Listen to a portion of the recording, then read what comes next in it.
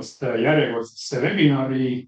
Me oleme TalTechi stuudios ja räägime reaalaja majanduse teemadel.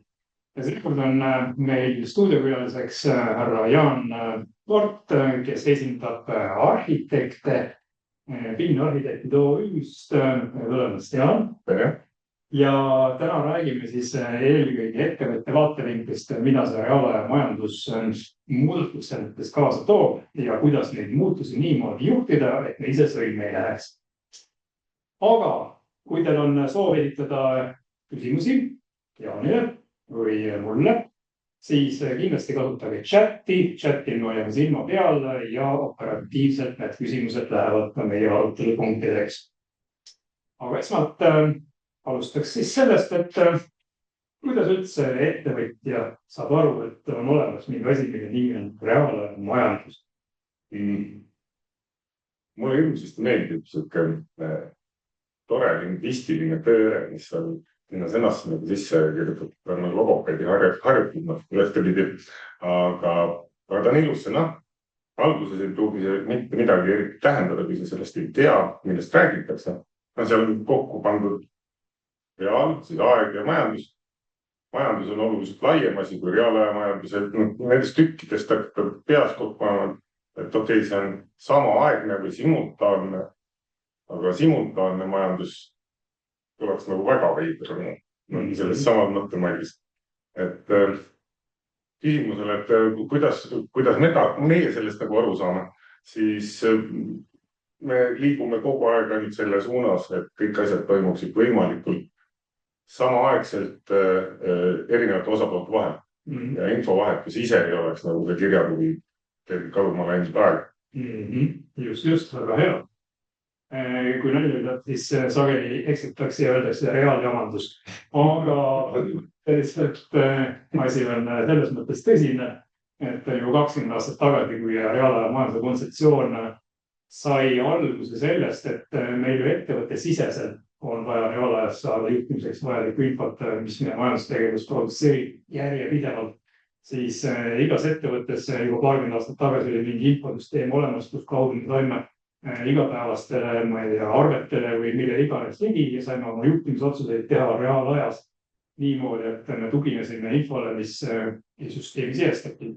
Nüüd siis see suurem kontseptsioon eeldab, et nagu ühiskonna tasemel, et need ettevõtted, kes omavahel asju ajavad, majandustehinguid teevad, ka nemad vahetaksid infot võimalikult reaalaja lähedaselt, sest seda päris reaalaega me ei saavuta kunagi, isegi siis, kui meil on need täna need välkmaksed, ikka võtab aega 10 sekundit, enne kui sul raha pöörata pangakontot teise pangakonto peale. Ja küsiks võib-olla hoopis sellise natuke filosoofilise küsimuse, et kas ettevõtja vaatevinklist on üldse vaja sellist reaalaja majandust, et välk kiirelt kõik toimib? Kindlasti, aga mitte kõigil. Kõige tähtsam on aru saada, miks seda vaja või mis sellest nagu kasu on. Arhitektuuribüroos me reaalajas töötame mudelitest. Me ei saa sellest suurt rõõmu, et me saaksime e-arveid väljastada, kuna iga e-arve sisestamine sellisel kujul mulle täna tülikam, kui lihtsalt välja saata oma blanketi peal ja selle ülesehitus on lihtsalt keerukas. Mul ei ole teda vaja, aga ma ei kutaks ette, kuidas veebipood saaks ilma sellise süsteemita teha, kuidas kui mul oleks 20 000 arvet kuus, selle jaoks peaks inimene. Täna on seda võimalik nagu oluliselt paremini ära lahendada läbi reaalaja majandus. Ja kui vaadata Eesti majandusruumides, tegelikult enamik meie majandusruumist moodustavad ju väikeettevõtjad, mikroettevõtjad ja kõik see 360 000 kirjad kuskil e-äriregistris viitab sellele, et neid ettevõtjaid on väga palju. Arvestades, et tööjõulist elanikkond on Eestis umbes 670 või mis iganes numbrid tööb üles alla.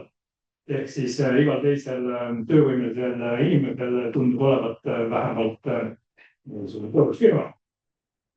Aga see on ühtepidi väga loogiline. Meil ei ole see kultuur väga levinud, aga kui vaadata teistele mandritele, kus ollakse harjutud äri tegema ja äriga läbi kukkuma, siis on üsna mõistlik teha erinevate tegemiste jaoks erinevad ettevõtted. Võib-olla neid ettevõtlikke inimesi meil ei ole, kahe inimese kohta üks ettevõte, et see on pigem osadel on 40 neid selle jaoks, et lihtsalt oma muresid säilitada. Täpselt nii.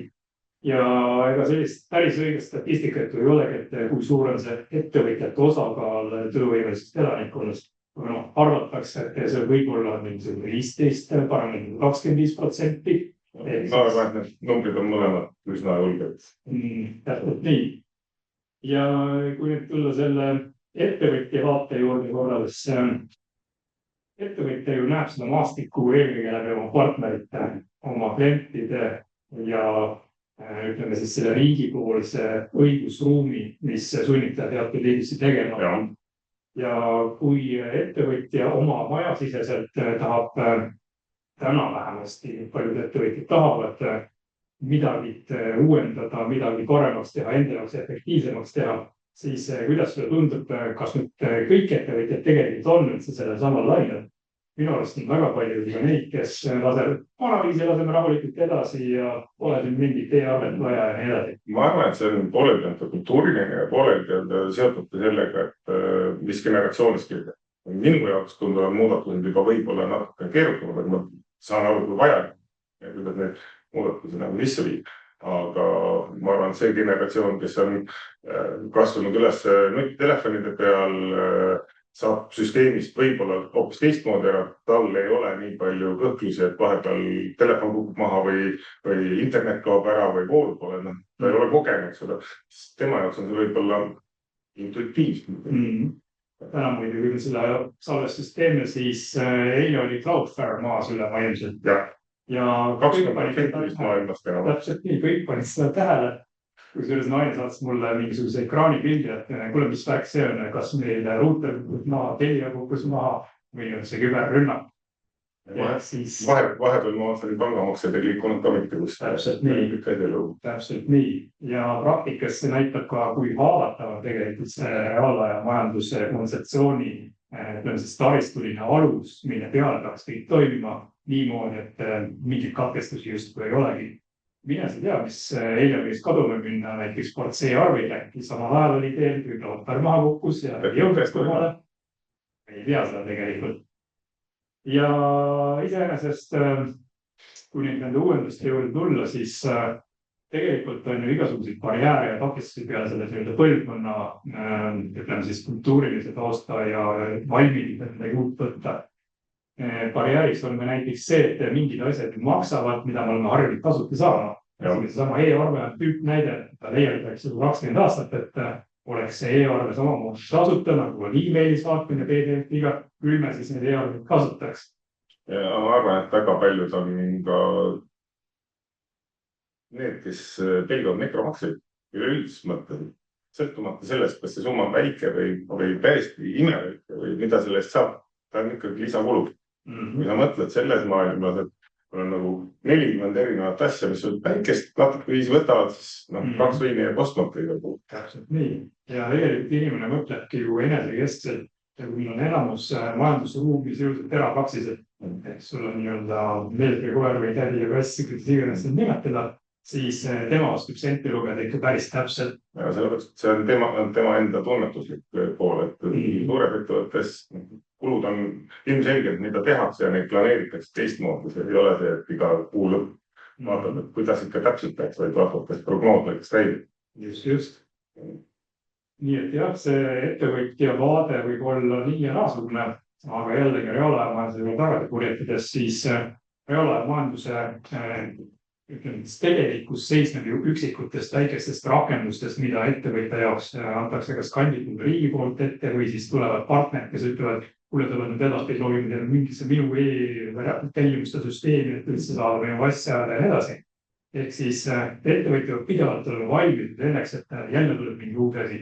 Jälle ma pean õppima siin mingisuguse uue rakendusega tööd tegema või siis tuli mingi doktorversiooni uuendus minu raamatamisprogrammi. Nüüd kalusid ära mõned kohad, kus ma olen harjunud käinud. Kuidas see sulle tundub see igapäevane uuendustega kaasas käimine? Mulle ühtpidi, ma saan aru, et see uuenduste sissetoomine sunniviisiliselt, see on ühtpidi vajalik sellepärast, et muidu meil ongi mitu generatsiooni, kes teevad erinevat moodi asju ja nad ei saagi kunagi kokku. Kas sa arened või sured, muid valikuid seal väga ei ole. Aga teise külje pealt ma vaatan just seda, et kas iga muudatusega peab põhimõtteliselt kaasa minema. Kas on selliseid muudatusi, mulle kunagi üks hea kolleeg ütles, et projekti võiks edasi anda, sa ei pea seda mudelist tegema, sa ei pea seda isegi paberi pealt tegema. Et kui sa tahad, siis võid seda isegi tantsukombel esitada, kui kõik sellest samamoodi aru saab.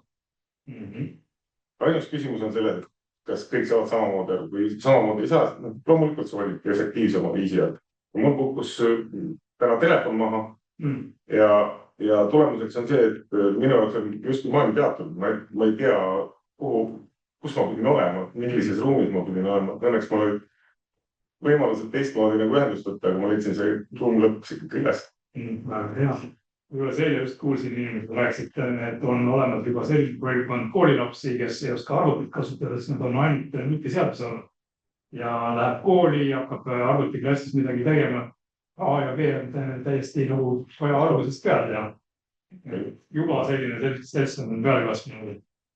Aga jah, meie, kes me oleme nii-öelda, ma ei tea, vanem generatsioon võrreldes koolilastega, siis meie jaoks see arvuti ja kõik võimalikud muud seadmed nagu selline elementaarne asi. On kukub maha, elu katkeb, aga selles mõttes jälle jube mugav on, et sul on ainult üks asi siin tasku. Selle sama asjaga sa saad e-valimas, selle sama asjaga pangas, selle sama asjaga sa saad poed maksta, selle sama asjaga sa saad kogu maailma tarkuse korraga kätte, selle sama asjaga sa saad helistada oma sõbrale, sõltumata, kas ta on kõrvalruumis või teisel pool maakera. Kõik asjad on ühte mõnusasse, ilusasse musta või pakendisse ära pandud ja ta veel peale juba mingi klakk ka. Jaa, see tarkus on veel omaette teema, et meil ilmselt teha täiesti omaette webinari ja kõik veel tehisaru ja muud seonduvate osade peale, aga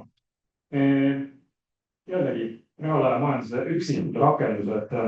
Täna me oleme rääkinud siin andmepõhisest aruandlusest erinevates webinarides ja podcast'id üsna pikalt laialt. Kui sa nüüd vaatad seda andmepõhist aruandlust teemat, kas üldse kõnetab siin kui ettevõtjad? Aruandlust oleks mõistlik teha täpselt nii vähe kui vajalik ja nii palju, kui on tegelikult vaja. Et see, et meil see kõik jube kiiresti käib ja juba pooleldi automatiseeritud ja kõik pead tuleb kuskilt vaadatakse küsitleb, et kõik aruanded ikkagi päriselt neid vaja on. Ja nüüd ei ole tore, et nad on kõik ühes kohas koos, aga see tähendab, et ta on väga haavatav ka teise külje. Ja täpselt nii nagu see Cloudflare'i case. Seda juhtub küll korra mõne aasta tagant võib-olla, aga siis võeti värimikkud lihtsalt, et kas see ongi nii haavatav, sellepärast, et on kõik ühes kohas koos. Seal hajutamist ei tohi. Samas muidugi see andmepõhise aruandluse kontseptsioon räägib ju kogu aeg ühte sama lugu, et me küll saadame ühte andmepaketti, mis on erinevalt paketeeritud vastavalt asutusele, kuhu see peab minema, et midagi ei korjata, kus te keskpärandade kokku. Selles suhtes võib-olla ei ole ettevõtjad aru saanud sellest mõttes. See on nagu ilus osa sellest, aga tegelikult probleem ilmselt Googlas on see, et me ei tea, kuidas ta töötab. Juba lihtne on, sa kirjutad paberi peale, kõik saavad aru, et sa kirjutasid paberi peale, mis asi ta on, aga kui ta vahepeal muudetakse, krüpteeritakse mingisuguseks asjaks ära, ei tea jumal, kus ta läbi käib, jõuab nagu teise punkti nagu lõpuks kohale. Sa ei tea mitmest kohast seda läbi liigutad. Samal hetkel on meil olemas arvutitünded, mis suudavad neid krüpteeringuid üsna peatselt nagu lahti murda. Arvutusvõimsus kasvab nii kiiresti ja kui me räägime kvantprotsessorist, siis see on õige pea. See on teema, mis võib-olla läheb natuke ulme poole tänaste inimeste jaoks, aga tänaste inimeste jaoks ongi see, et mingisugused asjad, millest me täna räägime ulme tasandil või kontseptsiooni tasandil, kas või sama reaalaja majandus, tundub, et jube kaua võtab aega, et need asjad reaalselt muutuvad siin igapäeva elu osaks, aga samas mõned asjad tulevad jube äkki, või nad ongi kõikide inimeste elu osa. Kas või sama e-kirja saatmine e-post. Täna ei kujuta ette, et me oma partnerite, klientide ja teistega vahetaksime mingil muul moel info. Pigem hakkab see isegi liikuma sinnapoole, et e-kirja on ka juba nii eelmine sajand, et kahjuks ta nii on, aga millal see võimalik kirja kirjutis? Päris kirja. Jaa, postkaarti olen saanud. Aga seda ka jah, täpselt. Päris kirja mina mäletan, et ma polegi kirjutanud aastaid ja millal ma viimati printisin välja paberi peale arve, et seda ära saata. Ma vist ei ole ühegi oma praeguse firmaga seda teenudki. See oli ka vist möödunud sajast viimati sellist asja tehtud, et arve oli vaja panna ümbrikusse ja edasi. Ei ole tore, et üks lõhnastatud arve. Maksab millega. Võtad ette, kui sul ainus arvega kokkupuude on see, et sa logid panka sisse ja võtad kinnitatud. See võtab nagu selle võlu ära. Ja täna pole sageli ju sedagi, mis sulle küsimakse leping tehtud, mida tegelikult ju paljud väikeettevõtjad kasutavad, et milleks on mingist prügiga või mida iganes kommunaalteenuste arvet vaja käia ise veel kontrollimist. Niikuinii tuleb õige asi päris, et e-arvena panka ise maksab ennast. Lihtsalt hoian panga välja silma peal, et midagi seal vahest. Midagi vahepealt kaduma ei lähe ja loodab, et kindlustust väga kasvab. Aga just see tunnetuslik võlu. Mingi võlu on, et mis vanades ilusates asjades ja millegipärast inimestel on ikkagi sulepe ja kuskil olemas. Pitekaga kõikidele asjade alla. Täpselt. See tunne ei ole, et sa paned 4-kohalise või 5-kohalise kinni 2 koodi omale. Ja siis ongi leping silmi. Kõigepealt ma olin sunnitud seekord käima kohalike omavalitsuste valimisjaoskonnas ja see valimisjaoskond oli täpselt sama koha peal, kui ma olin esimest korda valimus 16-17 aastat. See oli veel väga kaugel ajastul ja valimisjaoskond oli täpselt samas majas, enam-vähem samas kohas, hoopis teine sisu, kõik muu oli sama. Ehk siis mingisugune 35 aastat on läinud sellest ja vaatad, et ei olegi midagi muutunud. Aga miks ma ei saanud e-valimist teha, sellepärast ma olin kahjuks välismaal ja seal EPN ei tööta. See oli üks selline tore riik, kus on keelatud suhtlus välismaal. Ja seetõttu olin sõlmitud tulema füüsiliselt kohale täpselt viimasel päeval jõudsin veel. Aga jällegi, kui me neid muutusi ühest küljest nagu pelgame võib-olla ja ühest küljest ootame ja samal ajal vanu asju jälle taastavusse võtame kas või sama valimisjaoskonda minek või kirjanike allkirja andmine kuskil, siis kus nagu see tasakaalupunkt võiks olla ettevõtja vaatest, kui palju tasub tarnata kaasa võtta asjadega, kui palju tasub parad või olla konservatiivne? Üsna teadlik on, mis võimalused on. Ühel hetkel lihtsalt see rong sõidab nii kaugele eest ära, et sa vaatad, ma ei viitsi enam kaasa minna. Kogu aeg natuke lähed sellega kaasa, siis lõpuks oledki seal nende väikest liigutusega nagu kohale justkui, aga see rong ikka sõidab. Et ma ei mäleta, millal ma viimati näiteks võtsin kätte pinbolt laabla. See oli nii tavaline asi. See lihtsalt oli nii tavaline asi, et see on igal ühel kuskil taskus. Või minu meelest nende asjadega tuleb tegeleda kogu aeg ja need asjad liiguvadki järjest paremaks, järjest mugavamaks, mis võib-olla häirib on just seesama maksete poole, et inimene enam ei oska arvutada või kontrollida või mõelda, mida ta tegi. Muudetakse see lihtsalt nii lihtsalt, see on nii mugavaks, et sa ei peaks selle peale mõtlema. Siis võiks juba panga otse ära kanda ja siis ei peakski mõtlema. Ja võiks seda ära luulida. Ja siis meil ei ole seda suurt süsteemi ka vaja, sellist nõudluse pakkumine sama ettevõtte sees, et inimest ka väga. Võib-olla tõesti, see on selline huvitav mõte. Aga kõiki neid igasuguseid muutusi on nii palju lihtsalt juhtuda siis, kui nüüd võtta ette vähe haavad. Sest kui sa paned mingi suure asja inimestel laua peale, siis on pigem ei. Suurte asjade või suurte muudatuste juhtumine aldab ikkagi kaasatud. See on kõige tähtsam osa igasuguse muudatuse sisse viinud. Ja kui sul on tunne, et homsest alates teeme asju hoopis teistmoodi, muudatused, sellega minda kaasa, kaotas liiga palju kas oma töötajaid või üldse kaasamõtlejaid läbi selle. See peab vähehaaval tulema ja siis ühel hetkel on justkui versiooni uuendusega tegelikult on täiesti teine asi ja kõik on sellega vaikselt nagu mõtet harjutanud. No, sa oled saanud läbi aegade juhtida oma ettevõttes neid igasuguseid väiksemaid ja suuremaid muudatusi. Kas sulle meenub praegu mõni selline suuremat sorti muudatus, kus kaastöötajad kolleegid ütles, et ei, me ei tule sinuga kaasa? Jaa, seda juhtub kogu aeg. See juba peale majanduse õpituppa minekuga kaasnes selline mis jamaga sa tegelikult seal, meil lihtsalt töötavad täna. No just. Ja siis tekkis natuke aega reegmist ja mulle tundub, et ma olen ise kõige lohakam praegu selles osas üldse.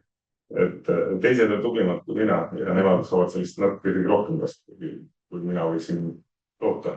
Okei. Aga sa näed siis praegu, et sinu ettevõttes on nagu selline valmidus minna kaasa uute asjadega võib-olla keskmist isegi varem. Jaa, mul on noored inimesed. Mulle hirmsasti meeldib noorte inimestega koostööd teha, sellepärast nende värskeid mõtteid ja neil ei ole tekkinud kindlust selles, et midagi ei saa teha. Alati mingit moodi saab mingisugust asju teha. Võib-olla oluliselt paremini, kui mina selle peale aastaks tulnud. Ja olles ise raamatupidajate community's, siis ma näen seda sama põlvkondadega tekkivat mingisugust, ütleme siis barjääri või pidurit, et mida vanemaks sa saad, seda rohkem sa tahad teha nii, nagu asju teed eile. Ja kuna eile, tänases mõttes vanema generatsiooni raamatupidaja, eile oli väga innovatiivne, ta võttis kasutada raamatusprogrammi. Aga see raamatusprogramm tegelikult ei ole 25 aastat põhimõtteliselt muutnud, lihtsalt kolis veebi, muud ei ole suurt midagi. Ja nüüd sellest enam lahti. Ja mida mina näen on see, et paljud inimesed, kes teevad ka näiteks mingid raamatupidaja kutseeksamid või mida iganes, siis nad ei oska enam ilma arvutita mõelda. Ja sageli küsitakse elementaarseid asju umbes, et oi, et mul siin palga ülesanne, et mis see tulumaksuprotsent on näiteks küsib inimene, kes tuleb taotlema kutseeksamit. See paraku AI puudutab seda sama teemat ka. Me kaotame oskuse mõelda ja unistada läbi selle, kuna kõik asjad on ju ette öeldud justkui. Ja mina panen seda tähele arhitektuuris kõige rohkem läbi selle, et minu meelest ei ole võimalik ekraani peal asju välja mõelda. Arhitekti jaoks on ikkagi see käsi eksib, pliiats eksib, paberi peal midagi liigub, see eksib, et meil on võimalik päevida, näiteks nagu see on võimalik ka joonistada, see on väga hea, aga sel hetkel, kui sinu vahel on ikkagi üks hiir on nagu sedapidi ja ekraan liigub sedapidi, siis need kaks asja, see kaob lihtsalt nii palju vajalikku informatsiooni ära. Ja teine pool on see, et sa saad kõik jooned selgelt. Okei. See ei ole loomulik, tegelikult igavest hakkavad kerkima uued mõtted selle jaoks, et genereerida midagi, mille peale keegi ei ole tulnud. Selle jaoks peab ilmselt kas eksima, väga õnnelik olla. Ma leian, et see lisandamine ei tohiks mitte kuskile näiteks ära kanda. Aga ta vaikselt uuest generatsioonist tuleb nii palju neid inimesi peale, kes arvavad, et trepitööristaga saabki trepi valmis teha. Aga sa ei oska teistsugust treppi enam isegi peast välja mõelda, sellepärast, et trepitöörist joonistab kõik lõpunud treppe. Mille on keegi sul valmis selle kavel? Kõik muud variandid oleks liiga palju keerulised, et milleks neid üldse teha, kes sellist treppi nagu tahab, et siis sulle tulevad tootedisaineri kappi ja siis juurde metalli kriteeriumid, et mida sa saad teha, mida sa üldse teha ei saa, mille peale üldse mõelda. Aga see töörist lahendab kõik asjad ära, sest meil on kõik põhjast kuhuhuilisi treppides. Ja siis üleüldse tellija pöörduda tööristaga otse sinna kuskil projekteerimisbürosse ja arvati vahele. Arhitekt, jah, sinnapoole me oleme vabandust, aga mina näen, et me oleme täiesti ennast sellesse kohta nagu nurka mängimist. Juba puhtalt sellepärast, et kui head näited on need samad AI tööriistad. Tellijale võib tunduda see maja välja mõtlema nii lihtne, sellepärast, et see kirjutab pool lehekülge ja maja tuligi nagu ta ette. Sealt teevad kõik need variandid välja, mille peale ta ei tulnud. Just. Ta ei näe. Ja see on seal hunnik loogikat, aga kuidas jõuda nagu oluliselt paremate tulemusteni kui see, mida AI nagu toodab. Ta viib keskmist alla. Aga tulles selle mõtte lõnga juurde korra, et sa ütlesid, et käsitsi kisandades tekivad võib-olla kunagused ja sealt tekivad uued mõtted ja nõusid. Aga võib-olla saab seda mõelda ka nende uuenduste peale, mida ka reaalajamas konstitutsiooni ellu viies tahetakse seda, et teemegi väikseid vigu ja vaatame, võib-olla algab sealt hoopis mingi uus idea. Selles mõttes, et raamatupidamises on ka samamoodi. Ei, ma saan aru, aga sellepärast see kontrollimehhanism on. Aga kui kõik on justkui õige, kõik on nagu topelt kontrollitud vigadega iga päev. mingisugust maksu meil siin seda keskmist palka vist arvutati mingi vale koefitsiendi oli. Et noh, see on täpselt samasugune asi, et keegi ei olnud seda asja päris täpselt läbi mõeldud, kuidas see asi töötab, aga arvutites jaa. Aga nii ongi, et tänapäeva tarkvara tegelikult ei ole ju päris tark, võiks isegi öelda, et on lollvara, aga me kõik usaldame teda enam-vähem pimesid. Ma vaatan jälle Raamatuite Communit, siis 22 000 inimest, kes seal töötavad igapäevaselt, kasutavad mingisugust tarkvara. Tegelikult kasutavad mitmeid tarkvarasid, millest nad võib-olla sai varu, kuidas nad töötavad. Midagi digiteeritakse, mingid e-arved tulevad, midagi valideeritakse, kuidagi konteeritakse, kiirendatakse. Ja lõpuks ei saagi täpselt pihta, et mis seal toimub. Aga see lõpptulemus sellest vastutab ju inimene oma peaga, oma palgaga, oma töökohaga. Jah, aga kuna niimoodi on lihtsam järgmises kohas on see inimene täpselt samamoodi väga nõutud, sellepärast neid inimesi liiga palju ei ole, kuna just kui arvuti peaks tööle tegema, kõik mõistma ka, mida see arvuti teeb. Siis neid mõtlevaid inimesi paraku tundub, et jääb ajab või natuke vähem. Õnneks me räägime siin TalTechis, kus muutuste juhtimist ja kõike muud toredab. Aga jah, kui jälle sinna reaalajamanse poole peale mõelda, et see e-arve on nii ära leianud teema, et seda me ilmselt ei pea lahkama, aga andmepõhine aruandlus on täna jõudnud sellesse arengufaasi, on varasemates seeriates rääkinud, kus maksuamet, kes on tegelikult ettevõtja kõige suurem sõber, üritab ka minna sellele andmepõhise aruandluse loogikale käibemaksu deklaratsioonide ja tulude sotsiaalmaksu deklaratsioonidega. Nii et järgmine aasta on oodata, et see majandustarkvara suudab otse sõudult täita need deklarid ära sellisel kujul, et maksuametisse seal asja nagu otseselt ei ole. Ja kuidas nagu ettevõtjale see asja tundub nagu natuke hirmutav. Minu andmed lähevad kuhugi, seal midagi tehakse ja siis just kõik tehti. Me liigume natuke sinna Orwelli maailma poole. Tundub, et kui kõik oleks ainult õigel hetkel, siis tekib küsimus, et mida sa ajatada saad või kuidas sa ajatada saad, mismoodi sa oma plaan.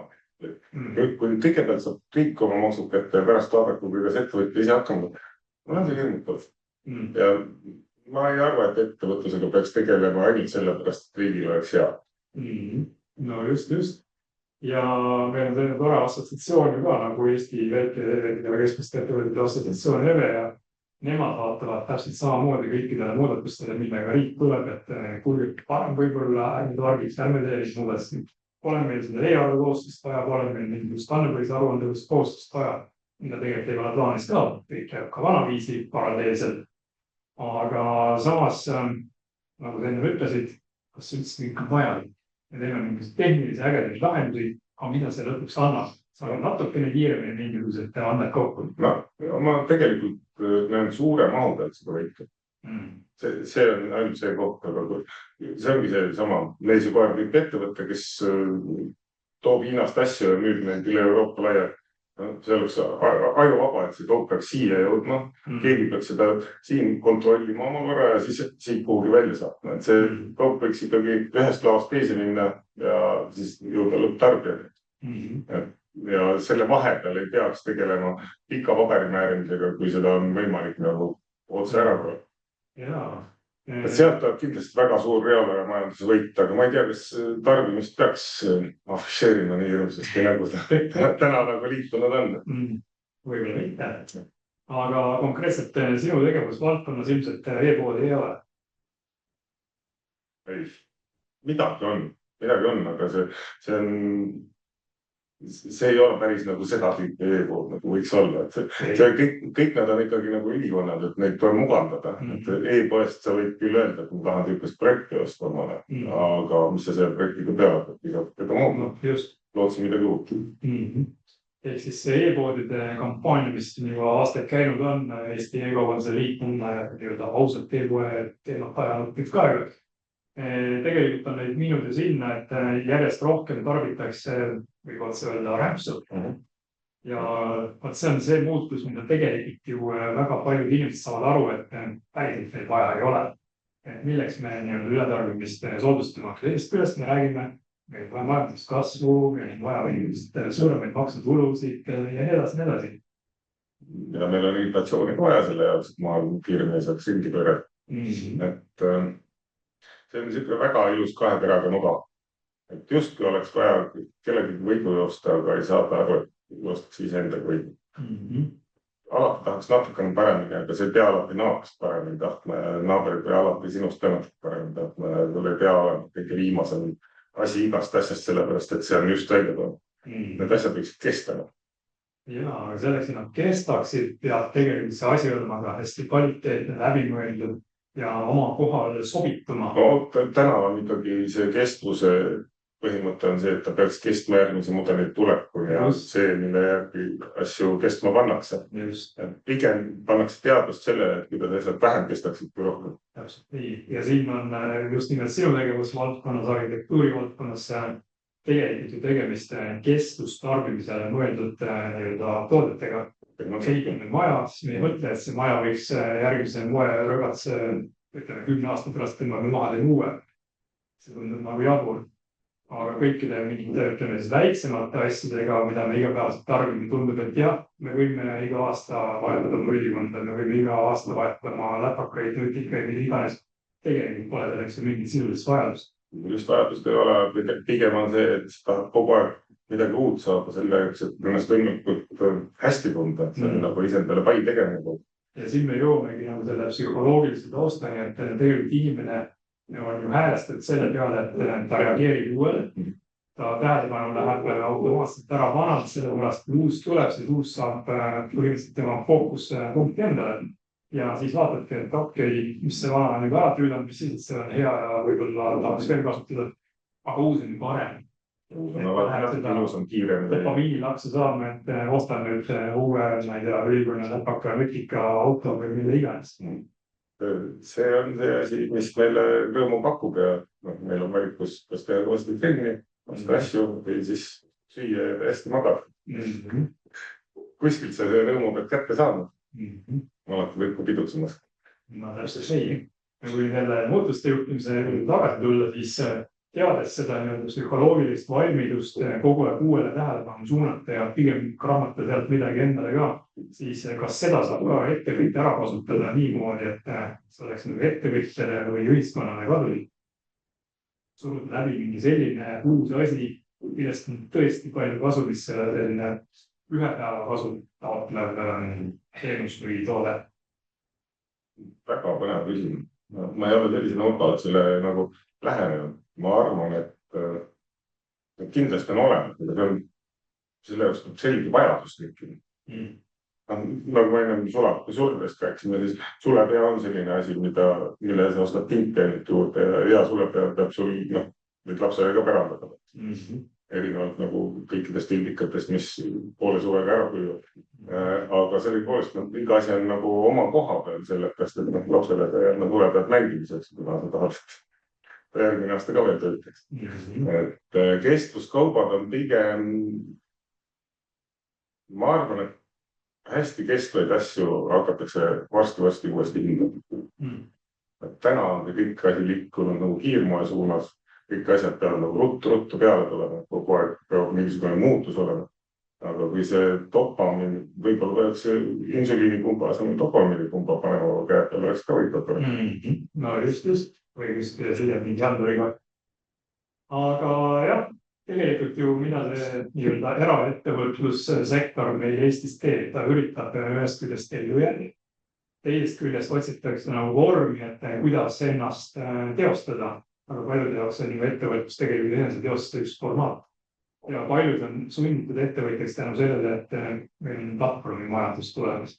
Sa vajad neid, ütleme siis, uuritamiskeeme selle jaoks, et sa ei peaks võtma enda vastutusalasse. Või siis see õnnetum töötaja, tal polegi enam kuhugi tööle minna, sellepärast öeldes, et ma ostan siin uurimisteenust. Ja sellepärast on ka Eestis massiliselt ettevõtteid.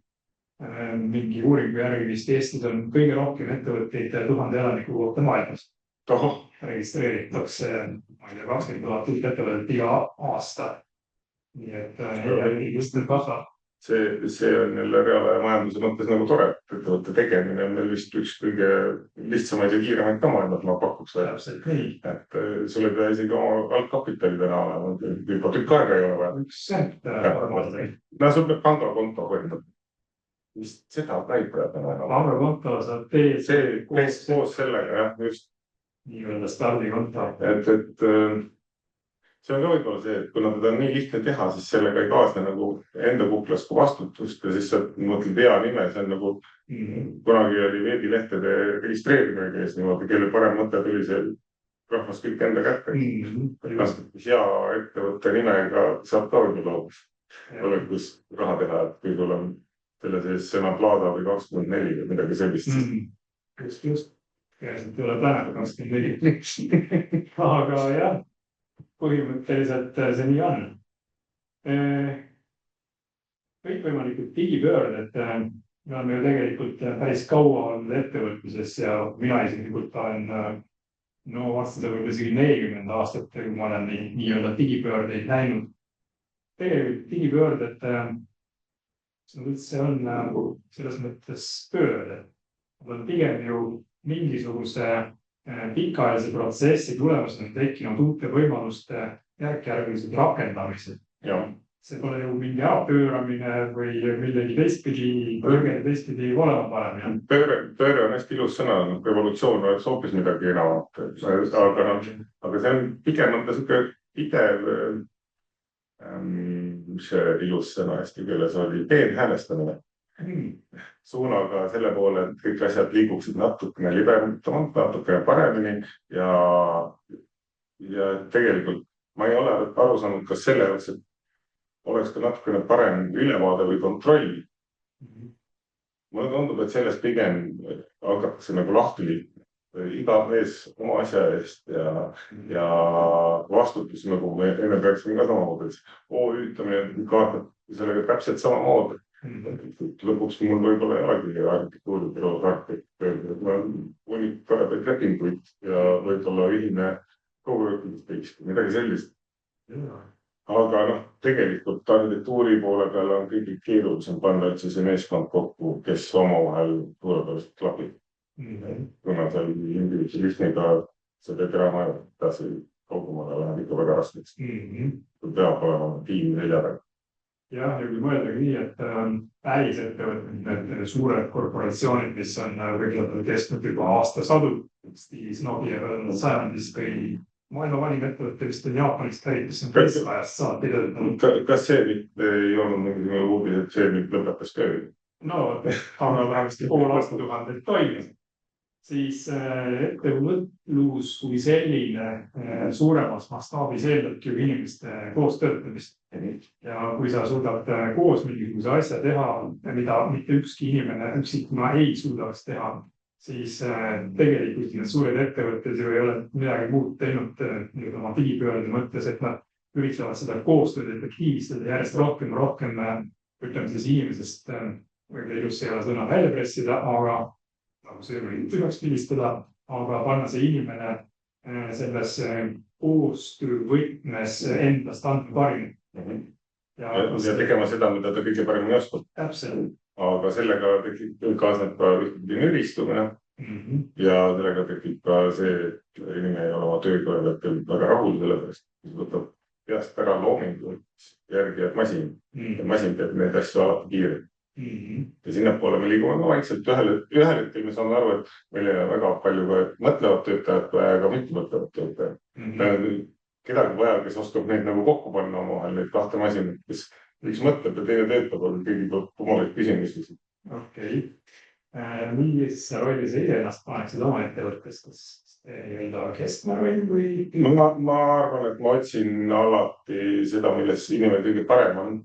Aga ma olen aru saanud, et inimesed vajavad ka vahendust piisavalt tihti, et samamoodi meil igal arhitektil on, sisearhitektidel ka, kõigil on omast nii-öelda suur projekt, siis on need armastusprojektid, need pisikesed asjad või need võivad olla mitu keskmist ka, aga põhiline ongi see, et see manduks ühe asja külge nii pikalt ära, et oleks nagu ühe suure ettevõtte raamatupidamist teha. See ei ole nagu tore. kusjuures ma olen näinud nii ühte poolt kui teist poolt ja lisaks veel majandusinfosüsteemi juurde, need kolmandat vaadet. Ja ütleks niimoodi, et inimesed liiguvad sellepärast, et neil tekib mingisugune kas küsimus või rutiin või nad tunnevad, et see ei ole enam see, mida on teha tahan. Kes istub tükk aega suurettevõttes, mingil hetkel ta leiab, et ma lähen proovin kätte, hakkan raamatulist teenust pakkuma või teen midagi muud. Ja siis istub seda raamatulist teenust, peale leiab, et tahaks tagasi suurettevõttesse, kui tal on see kogemus vaadata ennast, et seal on hea, et ma ei pea tegelema 100 kliendiga, vaid üks asi, mida ma ajan. Ja siis nad pendeldavad aeg-ajalt oma karjääri jooksul sinna-tänna. Ja see on ka see, millega inimesed tegelevad mingid individuaalsed muutuse juhtimise korras. Iseenda karjääri muudatus. Ja pigem ongi see, et kui sul hakkab tööl igav olema, et sa kõike oskad, siis on aeg midagi uut. Aga mida tähendab tänapäeval igav? Repetitiivne tegevus, see, kui sa hommikuti avad oma arvut 10 minutit, siis see on täna ära kadunud. See oli võib-olla kellegi jaoks väga repetitiivne kunagi, aga täna repetitiivne see, kui sa pool aastat joonistad akende spetsifikatsioon. Selles mõttes, et see mõte võib olla tohutult suur ja väga põnev ülesanne, aga müristab sind lõpuks ikkagi nii endast ära. Inimene võib ka konkursitöid tehes ära nöristuda, sellepärast, et sa ei jaksa sealt sidrunist enam midagi välja pigistada. Sul on vahepeal vaja teistmoodi mõelda, vahepeal on vaja seda igavat tööd ka teha. Aga siin võib-olla need igasugused digilahendused, mis uksest hakkas sisse pressivad, teevadki selle vaheldusrikkuse heaks selle sama muutuste juhtimise ka kergemaks. Et sa lihtsalt viskad uue asja ette ja näe, palun, saad rutiinist välja. Meil kõigil meeldib komisjoni, aga ainult seda ei taha. Ja tegelikult meeldib ka jõulupraatusi, need on väga hea see, aga seda ka kogu aeg ei tahaks. See õige tasakaalu leidmine, see balanssi peal, see kõige tähtsam. Viimane telekat on väga tore vaadata, aga raamatut on ka jalga. Sul on neid, sa ei tee ühte asja kogu aeg samamoodi. Seda erinevaid asju teha, mis sind edasi arendab. Ma arvan, et enamus meie vaatajad kuulajad on täpselt samad võtmes, et mingisuguse aja sa teed mõnda asja vaimustunult ja siis see asi tutnub sinu jaoks, siis sa vaatad seda uut vaatama, nagu me enne rääkisime, sest uus on ju see, mis sind palju ligi tõmbab. Ja siis kordub seda tsükkel, et asi läheb jälle rutiini, siis järgmine uus asi ja nii edasi. Generatsioonide vahel ma pigem näen seda, et see tüdimus tekib järjest kiirem. Võib-olla oma põlvkonda vaatama, et meil on 10-aastane välk või võib-olla 12 aastat, kui tüdimus nagu päriselt peale tuleb.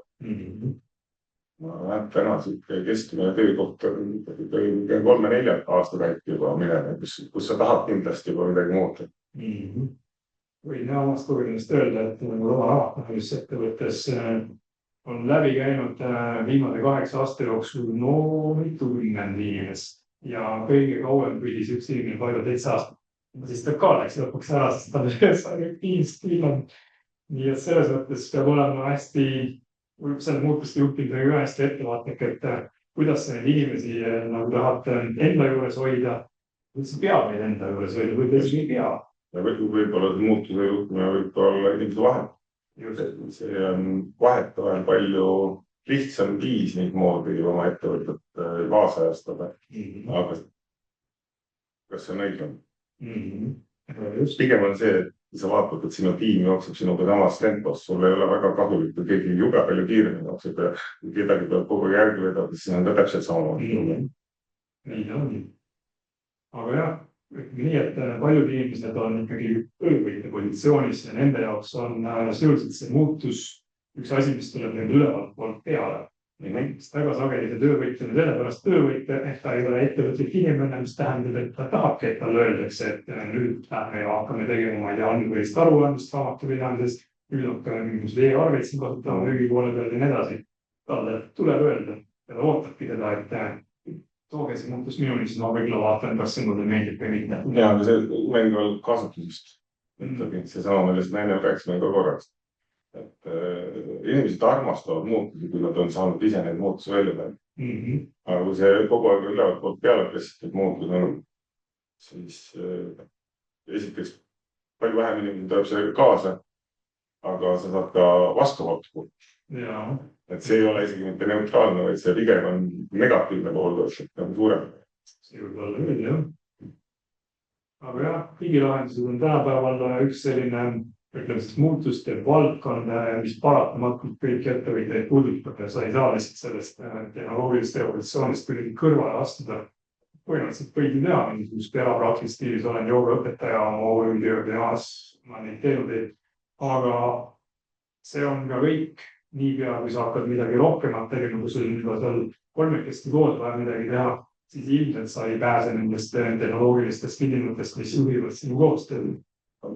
Ja see kaasajastavad koostööd ja loovad võimalused üldse erinevates kohtades koostööd võidki luua. Et mis tohutu muudatus on tulnud on see, et ei pea enam peatagi koos olema, aga millegipärast on see ikkagi vahetevahel väga vajalik.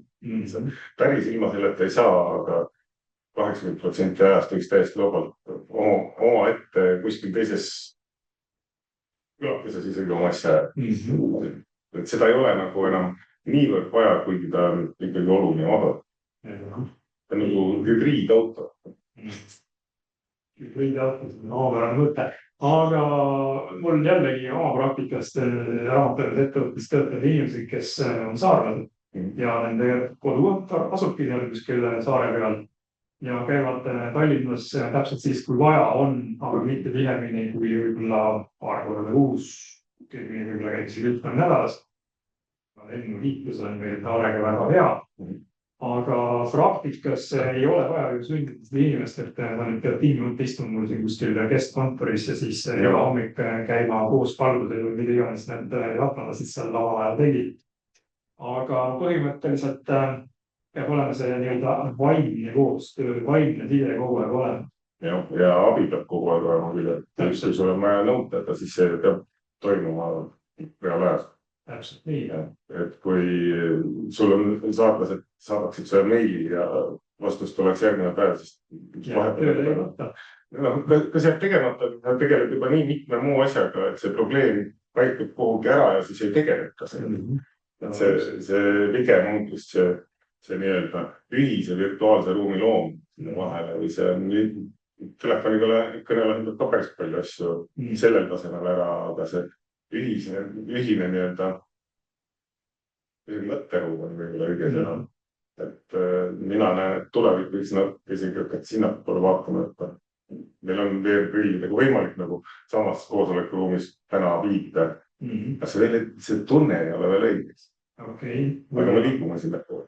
See nii-öelda VR-prilli mõte, mis nüüd kohe sinna, et teie valdkond arhitektuuri valdkonnas on väga vahva, kui mitu inimest korraga saab minna nii-öelda projekti sisse 30 aastat jalutada läbi ruumide või mida iganes te seal täpselt disainite. Seda saab ju tükk aega päris hästi. Täpselt, et kas tegelikult need tehnilised võimalused, mis on juba jupp aega olemas on reaalselt teie valdkonda igapäeva ilma jõudnud? Ja me oleme nendega mänginud, aga pigem on see, et kui see on töö professionaalsete arhitektid ja professionaalse tellija vahel, sellisel juhul seda ei ole vaja, sellepärast et seal vahel toimub usaldus. Kui on kuskil usalduskriis, sellisel juhul on vaja tõestada. Siis sa jääb pilte tegema tellijale ja selgitama, et see materjal on veel parem kui see materjal ja need aknad on veel paremad. See hakkab kogu aeg tõestama. Kuni selleni küsimus, et miks me maja ei ehita valmis selle jaoks, et sa veelduksid selles, et me teeme head asja. Et see probleem kerkib alati üles, aga see virtuaalne ruum pigem aitaks siis lahendada neid probleeme, mida tuleb kollegiaalselt nagu lahendada. Just. Aga võib-olla kliendi ja arhitekti vahel ma ei näe täna sellest nagu nii suurt rõõmu, kui võib-olla korteri ostjal on sellest palju rohkem kasu, kui tegelikult see vaja teil. Tegelikult kõik need tooted teenused, mis eeldavad, et sa tahad füüsiliselt ikkagi kogeda seda, mida sa hakkad ostma või mida sa hakkad tarbima. Ega virtuaalselt väga sellest vahetut katsumise või tundmise asja ei ole võimalik tekitada. Kui paljud inimesed tegelikult ei ole rahul sellega, et nad e-poes nägid tingitud asi, eks ole, said asja kätte, pole üldse see, kui panen mingisuguse jope selga ja vaatan, üks absoluutselt ei istu mõelda, kui seal modelli seljas pildi peal väga ilus. Kas meil ei olnud mingisugune virtuaalne mannekeni platvorm? Mis sellest sai? See oli ei müüdi japanlatel maha. igavesti suure hurraaga igal juhul alguses, ma ei ole sellest ammu midagi kuulnud. See on just täpselt see, et sa tahad näha, kuidas see asi nagu päriselt on, mitte sa tahad fotot sellest näha, mitte seda, et kõik on selle pildi pananud, mis on peaaegu õige, enam-vähem samasuguse kujuga, aga tegelikult ikkagi ei ole. Täpselt nii. Kusjuures tiba üle 10 aasta tagasi, ma isegi käisin Lätsaka juures ülikooli tellimus puhtalt sellepärast, et seda kogemust omada. Ja siis tajud väga spetsiifiliselt teavad sinu jaoks mingi asi, mis tegelikult on tavane ülikool, ei midagi enamat. Aga jah, kui presidendi vastuvõttel peaks minema, siis ülikool rikub niimoodi ja see on reaalne asi. Aga tegelikult kogemusena oli palju kristilikud kaubama eest omale kitsakutud. Seda oluliselt ma ei käinud parem. Kitsakud on ammu ära kulutatud. Aga igasugune muutuste juhtimine eeldab seda, et sellest muutusest kui sellisest peab aru saada. Et muidu sa ei hakka ju midagi, sul ei olegi võimalik juhtida, kui sa aru ei taha. Siis peab muutus vajalik olema, seda peab sellest aru saama. Ja need, kes seda muutust hakkavad, see muutusega tuleb, kus kokku puutuvad, nemad peavad sellest midagi võitma. Kui muutusega toimub üks nendest kolmest on nagu miinustrendis, siis sa ei võida midagi, ei toimugi seda muutust, sellel muutusel pole sinust mõte. See peab mingisugune võit olema. Ühe, teise või kolmanda asja muutus tuleb ülevalt, et homsest me hakkame ainult teie arved välja kirjutama. Sa pead aru saama, mis kasu peale selle, et maksuametil on lihtsalt teda lugeda. Üles selle eksperimendi tegime ju läbi aastal 2019 minnes juuli algusest avalikule sektorile eelarve esitamise kohustuse peale, mis nüüd muidugi on raamatamisseaduses muudetud ära, et nüüd on lihtsalt õigus nõuda enne eelarve esitamist, aga kohustust esitada justkui ei ole.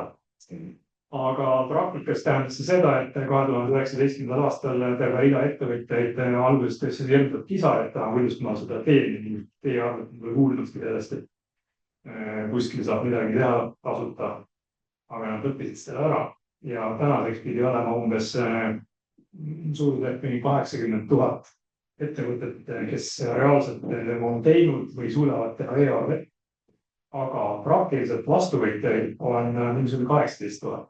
Ehk ikkagi on nad meeletud käärid, et ja me teame küll, mis asi see on ja me oskame seda saata ja tehniliselt saada meil, kui väga on vaja, aga ärge parem meile saatke neid eelarveid. Meil on samamoodi. No nii, aga miks see on nii? Sellepärast, et kas peab mingisugune asi lihtsamaks muuta? Aga see ei muutu. Kui selle jaoks on vaja eraldi jälle kuhugi sisse logida ja sellega uuesti midagi teha natukene teistmoodi, siis see tekitab lihtsalt ühe tegevuse juurde. Sellest oleks kasu, kui me teeksime kõik kas niimoodi või keegi ei teeks niimoodi. Et see vahepealne asi, et me iga kord hakkame kokku leppima, millises formaatis me üldse arveldama enda oma vahel, siis see tundub nagu üks lisategevus, mida õppida. See oskad žongleerida, aga palli on ka vaja mängida ja mingisugused muid kõike peaksid kaaskama ja mängid ka.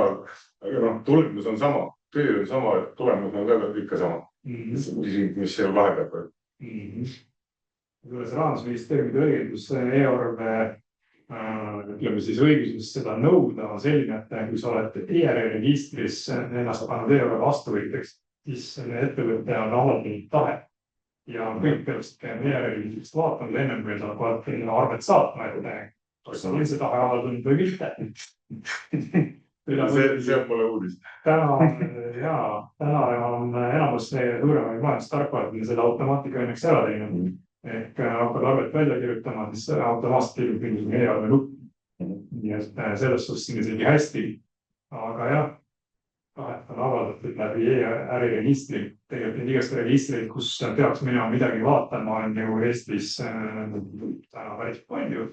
Ja kas ettevõtja jõuab kõigist kohtadesse, see on ka üks ise küsimus. Kas sa näiteks tead, olemas ettevõtja ligi ära? Mina olen seda kasutanud küll läbi Eesti põhimõte, ta vist muutus natukene oma nime vahepeal ja nüüd kas ta ongi Kivivärav. Nii peaks olema. Et olen kokku puutunud, aga kasutan harva. Sellepärast, seal ei kasuta neid teenuseid niivõrd palju. Et see jääb pigem sinna taha. Et see täpselt on, kui mul selle jaoks ei ole nagu põhjust sinna minna, et ma niisama sinna surfama ka ei satu. Aga oled seda kui ettevõtja kuulnud midagi sellisest teenust nagu pääsuõiguste halduspääsuke? Jaa, olen küll. Oled seda kasutanud? Seda ei ole kindlasti kasutanud. Okay. Aga ma tean, et selline asi on täiesti olemas ja pole ka vaja.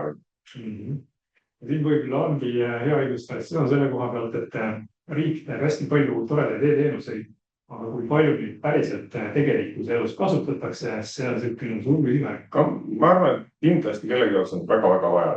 Kindlasti kellegi jaoks on väga palju võitu, aga me tegeleme teistsuguse võib-olla ettevõtlusvormiga, mis proovib ise hakkama saada. Okay. See on midagi hea. Aga inimesest ettevõtja ongi ju sellepärast ettevõtja, et tahab ise midagi ette võtta, mitte ei eelda, et surutakse kogu aeg igal pool rakendustesse, teenustesse ja nii edasi. Ja, aga samas on see valik on ka nii tore, on täiesti olemas. Kui ma täna alustaksin mingisugust teistsugust ettevõtet, siis ma kindlasti vaataksin kõik oma võimalused sealt ilusasti läbi. Vaataksin isegi võib-olla alustava ettevõtjana toetuste poole peale oluliselt tugevamalt, kui ma seda siiamaani olen teinud. Ma tunneks sellest kindlasti suuremat rõõmu, kui täna selle vajadus mul on. Alustaval ettevõtjale, seal on kogu tarkus on korraga koos ja võimalused ka. Võib-olla selle pealt meil ongi iga aasta 20 000 uut juriidilist isikut juures, et nii lihtne, pluss veel tugi ka, toetused ja kõik muud hinna juurde. Kui seda ainult keegi päriselt läbi talveks ja laseks oma ChatGPT või kellegi kokkuvõtte sellest teha 10 puhul. Just. See on jah üks selline muudatus, mis ilmselt ei ole veel paljudele päris kohale jõudnud, et tehisaru tuleb erinevate teenuste kaudu meil üha lähemale. Tegelikkuses reaalaja majanduse poole peale tehisaru rakendused peaksid ju võimaldama palju paremini ja operatiivselt kontrollida seda andmevahetust, mida ettevõtted omavahel liigutavad toimivad. Kui keegi sõlmib kellegi lepingu, ega me ei hakka minema täna vanas mõistes juristi juurde või advokaadibüroosse, vaatan, et need punktid ükshaaval läbi, sa viskad pigem seda lepingu GPT-sse või mis iganes Gemilisse ja lihtsalt tuleb sulle mingi kiire analüüs selle põhjal, sa juba vaatad, okei, see on piisavalt hea, salane projekti ära. Ma tahaks vastu hoida selle kohalt, et ma arvan, et GPT lastab sul midagi sealt kokkuvõtlikult teha. Aga siis, kui probleemid algavad, siis kui tegelikult lepingut hakatakse lugema, siis seda turvatunnet mul küll ei ole, et mina hoidaksin tehisintellektil või tehisarul minu eest vastutus võtta, et ma ei ole seda lepingut näiteks läbi lugenud. Kui ta on täiesti tüüptingimused, me ilmselt ei ole mobiilioperaatori lepingut otsast lõpuni põhjalikult läbi lugenud, aga kindlustuslepingu millegi pärast on. Jaa, ja kõik tingimused on üle lähedegi. Just.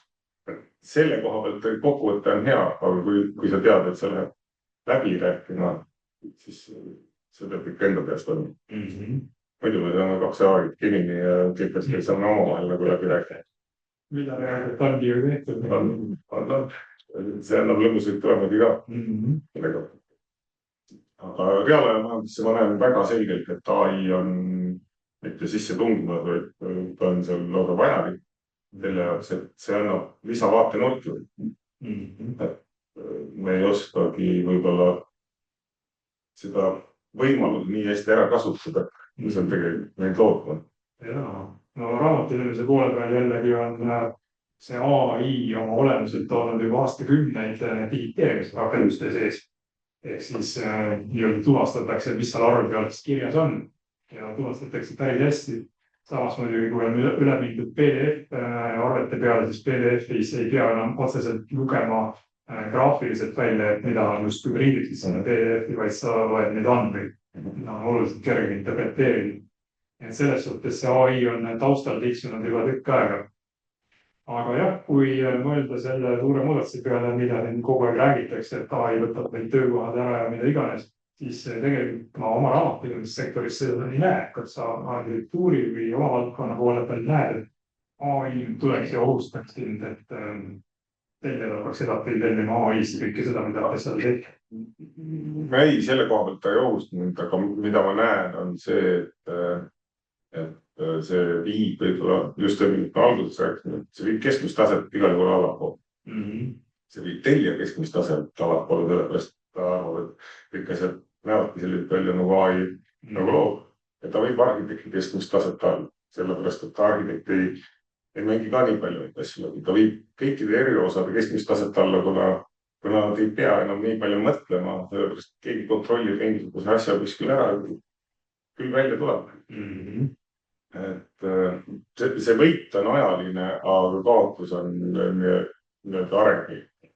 Et see on sisuline kaotus põhimõtteliselt. Jah. Okei. Ehk siis tuleb suhteliselt reservatsiooniga suhtida nendesse ütleme siis ennustustesse, mis ütlevad, et raamatupidajad kaotavad töö niikuinii, eks ole, arhitektid tõenäoliselt järgmised. Ma näen, et mingisugune osa sellest tuleb lihtsalt ümber kvalifitseerida. Ta kindlasti on abiks meil endal ka ja ta on hea abitöörist, millega erinevaid toredaid asju katsetada. Oluliselt kiiremini, kui me seda võib-olla ise saaksime, aga see, et ma oskaksin nii hästi prompti valmis kirjutada, et AI-ga lahendatakse mingisugune hoone päriselt ära. Ma arvan, et sinna on veel jupp maad. Lihtsam on korraldada küberrünnakut, nagu me näeme eelmisel nädalal uudistest võrreldes maja projekteerimise ja arhitektuuri lahendamise ja tegemisega. Pigem küll, jah. Aga jah, eks see praegune nii-öelda suurte keelemudelite kuum tulebki ju sellest, et siin on meeletult raha sisse paidatud. Kas sa ettevõtjana nagu näed kõrvaltvaatajana ja tarbijana ka, et kuhu suunas see areng praegu liigub, kas see on mingisugune mull tekkinud? Sellised meeletud summad on sisse tambitud. Mulle vahepeal tundub, et see mull peaks lõhtuma. Aga veel ei ole ja tundub, et see milleks AI-tena kasutatakse, on ikkagi 99% täielik jama. Et see väike teatud osa, mis päriselt nagu rakendusse läheb, ma leian, et see on ülivajalik. Lihtsalt see mass, mida toodetakse igal, ma ei tea, kassivideotest, mis asjana iganes. See võiks pigem ära olla või poole vähendada, oleks ikkagi 2%, 98% juba poole parem. Aga jällegi me ei saa kätt kuidagi ette panna, see on suure maailma trend, mis Eestisse lihtsalt loksub natuke üle serva ka. Aga kui sa nüüd ettevõtjana vaatad seda, mis kõik ümberringi toimub, et mingisugused suured muudatused kogu aeg. Tundub, et need muudatused on üldse suured. Äkki need on sellised tavapärased. Viimased 30 aastat kogu aeg mingi nii-öelda suur muudatus toimunud. Me oleme ära harjunud.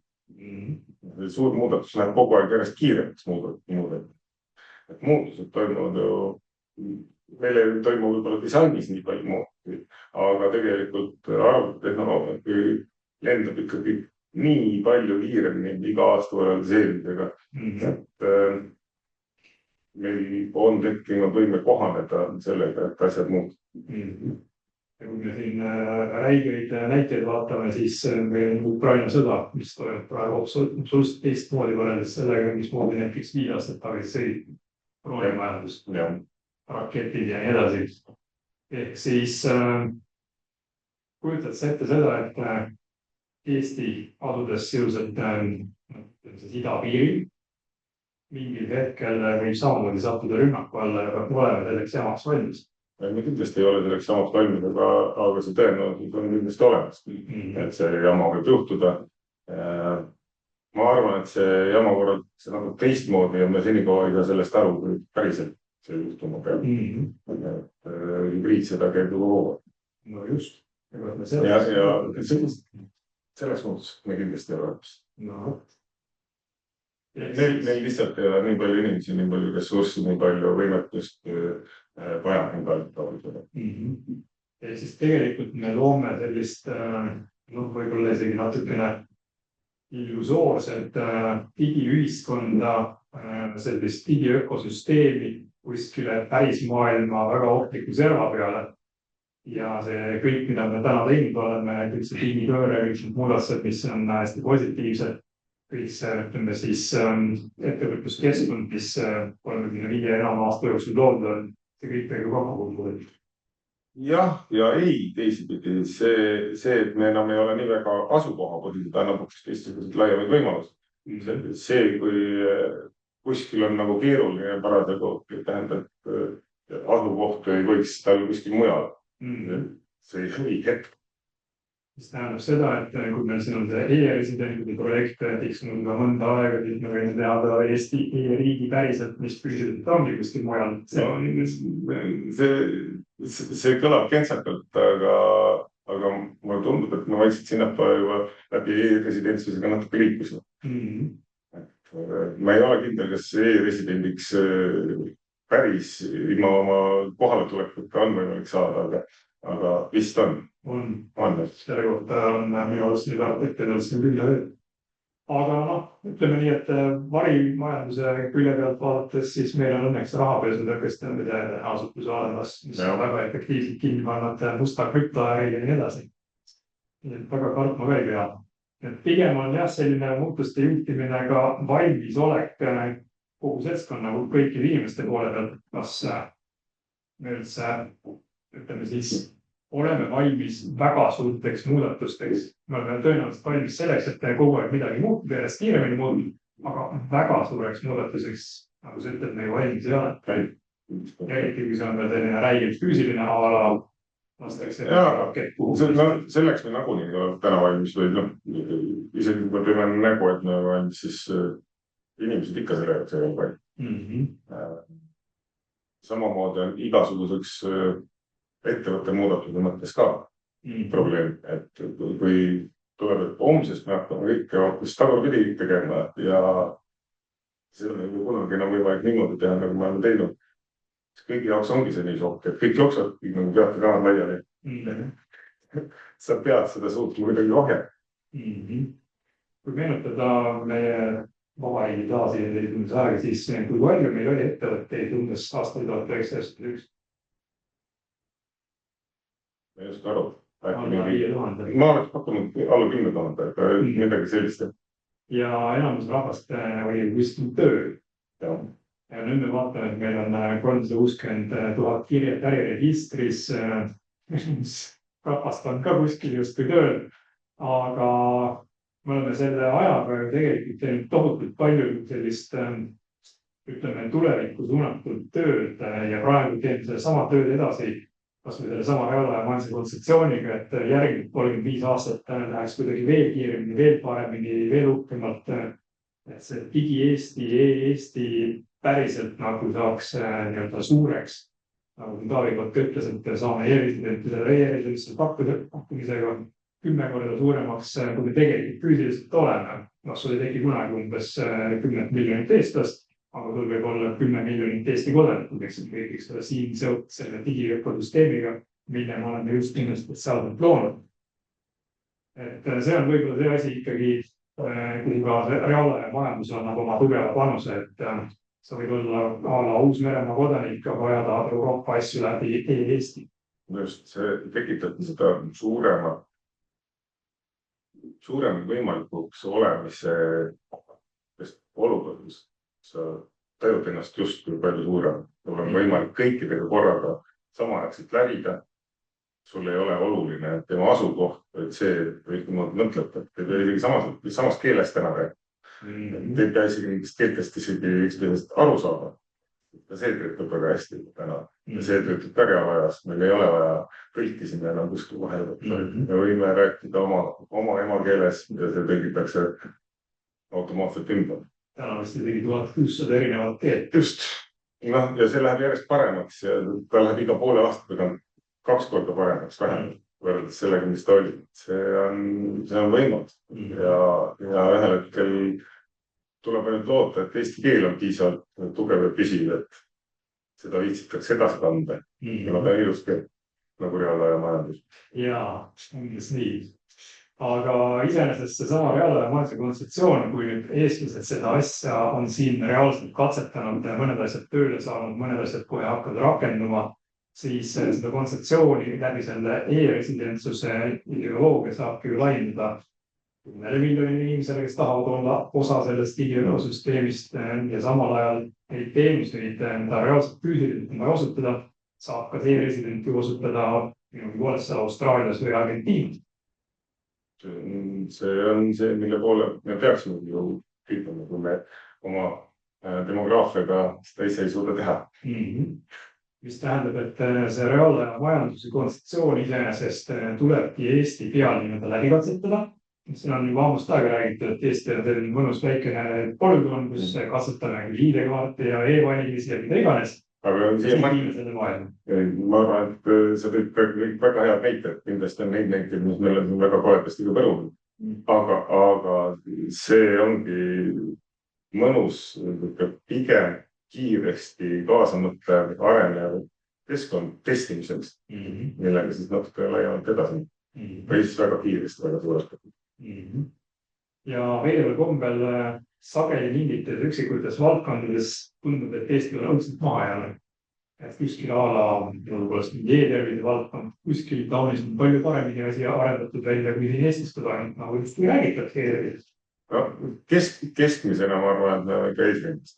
Vähemalt endas ikka tunne, kui kuskil mujal maailmas on vaja olnud, kas või koroonatesti teha. Võib selleks näiteks päeva kuluda niisugusest kummalisest olukorras, et juba see, et meil on nii vägevad digilood ja see, et seda lootus, et sa pead arsti käekirja suutma lugeda, see on ka juba kadunud. Ja kui sinu arst on kuskil teises kohas, sellisel juhul õde oskab sind aidata nendest küsimust. Ja see samal hetkel tundub ka väga turvaline. Sellepärast, et sa ise ka seda näed, mis sinu kohta kirjutab. Siiamaani arstil oli oma märklik ja sinul olid omad teadmised. Retsepti said kaasa. Nii see oli. Aga jah, kui me nüüd seda digi-Eestit reaalajamanse poole peale päriselt suudame tõestada ka teiste riikide jaoks, et just niimoodi peaks olema digiökosüsteemi üles ehitama, nagu meie plaanime, siis ma saan aru, et seda kontseptsiooni laiendada peaks olema just lihtne, eelkõige sama kultuuriruumi ja mõtlemisloogikaga riikides, näiteks Põhjamaades. Miks mitte, aga asi on selle, et see tekkima kõigepealt edulugu neile.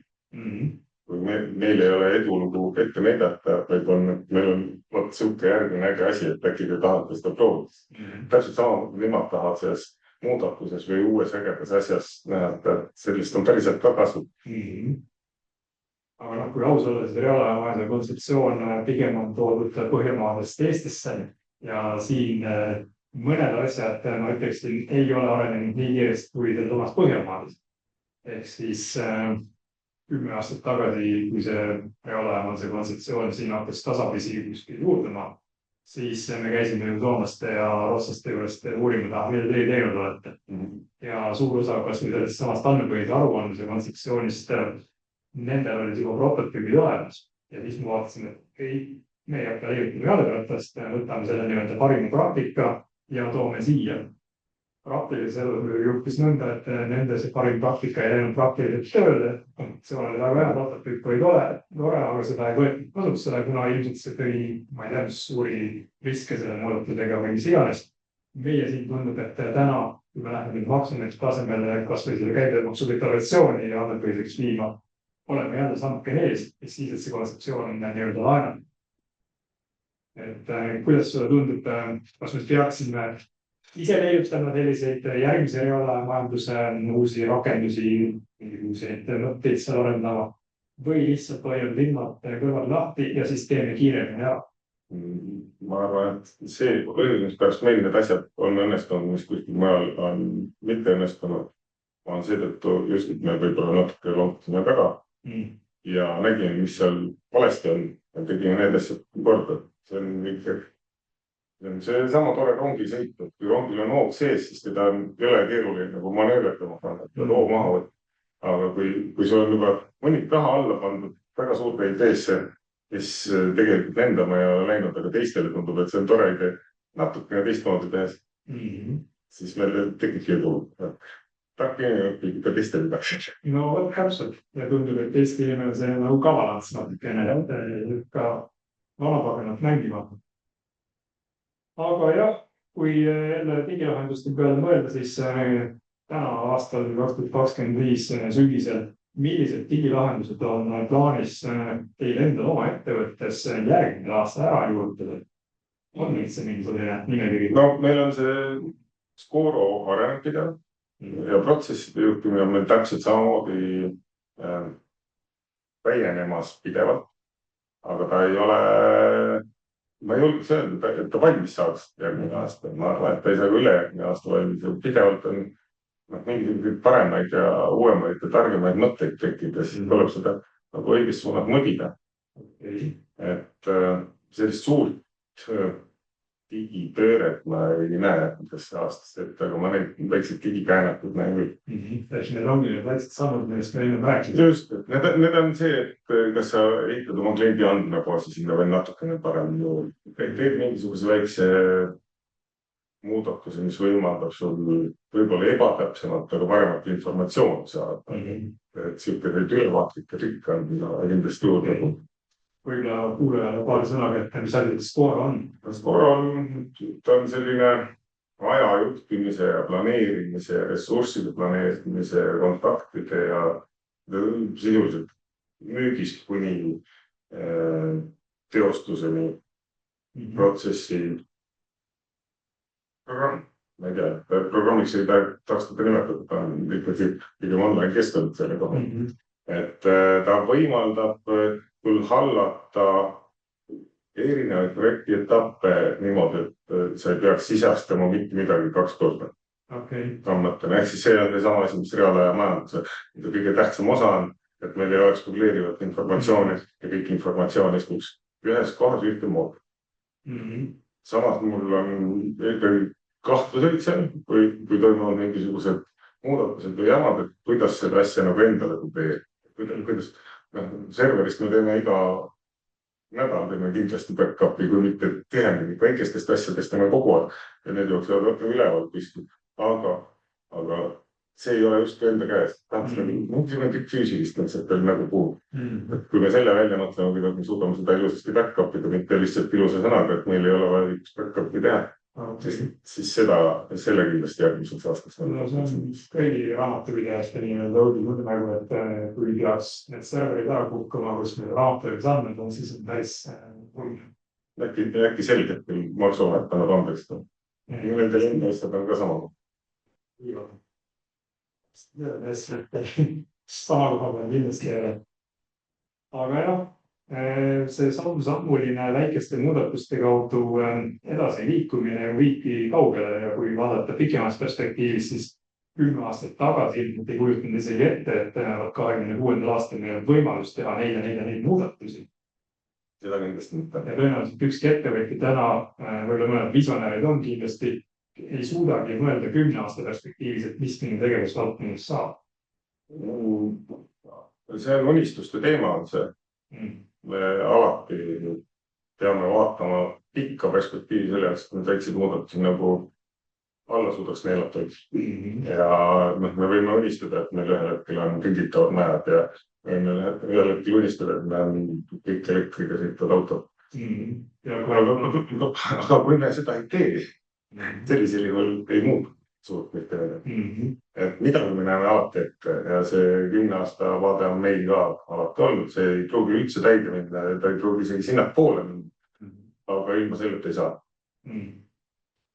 Ja selle koha peal maailma tuntumad visionäärid ja futuristid on rääkinud aastast 2029, kui näiteks sama palju räägitud AI peaks muutuma nii targaks, et ta suudab võtta üle inimmõtlemine. Ehk siis meil on 4 aasta pärast, 3 aasta pärast isegi võimalik meeldusele, kas juhtib midagi või ei juhtu midagi. Seda on alati ette ennustatud, kelle arvutamist üle on. Nüüd on küsimus, et millal see juhtub. Suur küsimus, kas see igal juhul juhtub. Kui palju juppe inimesel on vaja enne ära vahetada, siis ta ei saaks teda enam inimeseks nimetada. kui palju laevalaudu tuleb ära vahetada selle jaoks, et ta ei oleks enam seesama laev. Lõppkokkuvõttes me liigume igal juhul sinna. Oleks päris tore, kui saaks aeg-ajalt mõelda, et ma ei unusta mitte midagi ära, sest järgmisel hetkel tahab ikkagi kontrollitud midagi ära unusta. Seda on täna ei oska. Seda me ei suuda, jah. Bioloogiline mehhanism natuke teistsugune kui see, mis me arvatud väga lihtsalt. Aga mõeldes jah, niimoodi tuleviku peale ette, siis kas seesama reaalaja majanduslik kontseptsioon kogu sellise digiökosüsteemi vaates pikas perspektiivis, näiteks järgmise 30 aasta perspektiivis, kui ta nüüd hakkab teostama kõik need rakendused, mida siin täna tehakse, siis tulevikus sisuliselt ettevõtted võiksid läbi AI või iganes selle asja nimi siis on, rakenduste iseseisvalt omavahel andmeid vahetada, süsteemid sõlmida, asju ajada. Ma ütlen üsna kindel olen, et 30 aasta pärast meil ei ole vaja selliseid töökohti ja selliseid töid, mida me täna oskame ette võtta tööd teha, aga 10 aasta pärast on see ikka nii palju muutunud. Ilmselgelt läheb see oluliselt teadmistpõhisemaks, aga mitte võib-olla inimeste poolt. Me oleme selgelt liikumas teistsugusesse tulevikku, kui me seda 10 aastat tagasi oleks. Meil on praegu muidugi väga hea visata pilt tagasi ja möödunud sajandisse. Me oleme näinud ka erinevaid ühiskonna korralduse viise, millest üks oli nagu suhteliselt ebaefektiivne ja teine on läinud järjest efektiivsemaks ja mõne koha pealt kõige liiga efektiivseks, kus praktiline vajadus on puudub, et need oleks reaalajas kõiki andmeid vahetama üks iganes. Aga mõeldes jälle 30 aasta peale ette ja mõeldes, et kõik reaalaja majanduse kontseptsioonis täna kirjeldatud lahendused, rakendused, asjad töötavad ja need töötavad samamoodi nagu täna paneme, ma ei tea, lülitist elektri põlema, see on meie nagu totaalselt loomulik, siis millised on nagu ettevõtja vaatevinklist 30 aasta perspektiivist kõige oodatumad muudatused, mis tänasest jamast tahaksid lahti saada, et 30 aasta pärast peaks kõik olema totaalautomatiseeritud. Kõik omal töö peaks ära tegema. Mis on omal töö? Omal töö on see, mida tuleb teha sellepärast, et teistmoodi ei saa.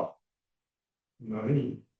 Ja siis kogu omal töö. Ei, kogu see, kus midagi tuleb teha selle jaoks, et midagi valmis saaks, mida tehakse korda.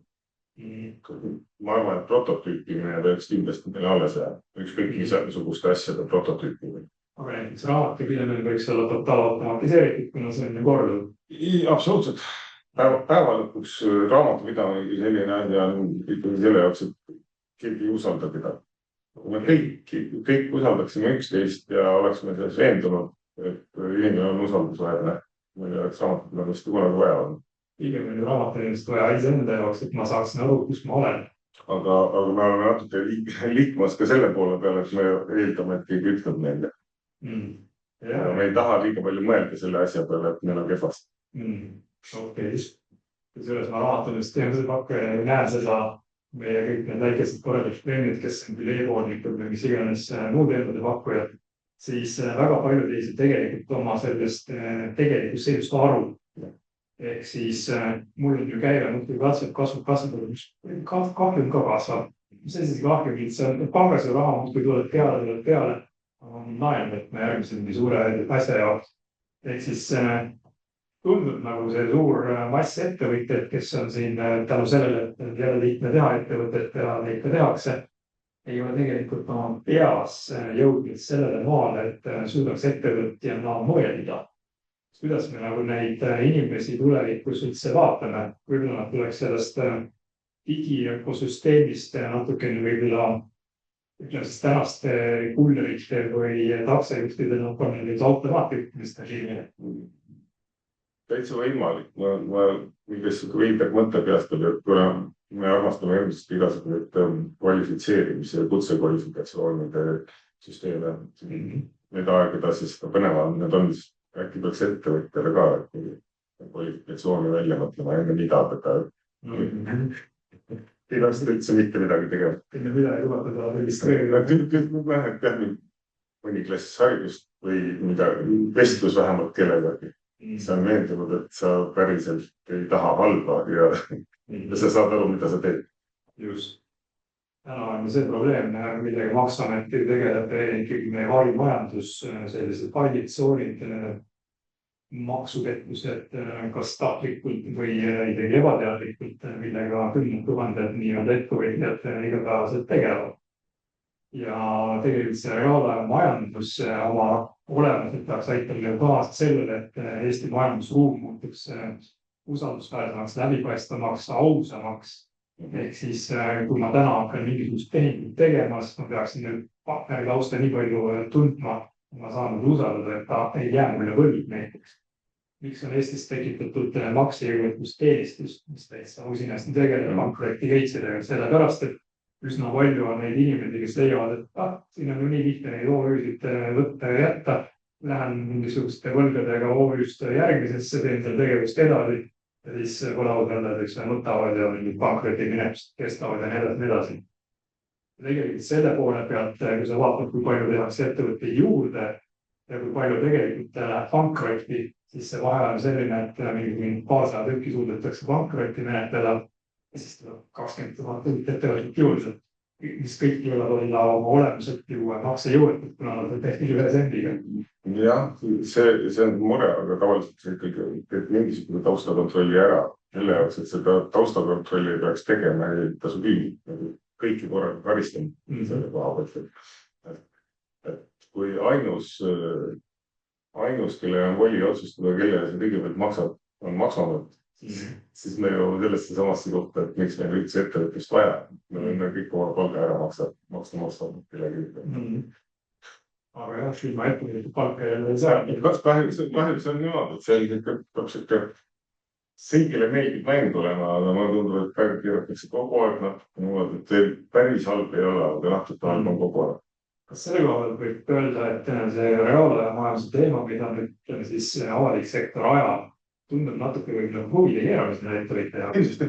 Kindlasti on seal see huvide keeramise efekt on olemas, aga palus veel ei ole. See kruve keeratakse peale, aga pigem on selle jaoks, et saaks nagu vanadest tarvimistest võib-olla välja ja natukene parema ja selgema nagu lahendusele liikuda. Aga samas tegelikult selle reaalaja kontseptsioonis ei ole ju midagi sellist, mida võiks tõlgendada, et see nüüd ahendab ettevõtja õigusi või paneb talle mingit täiendavat kohust. Vastupidi, see peaks kergendama ettevõtluskeskkonda põlluks tegema. Suurem probleem on selles, et meil on täna ju teadmatus.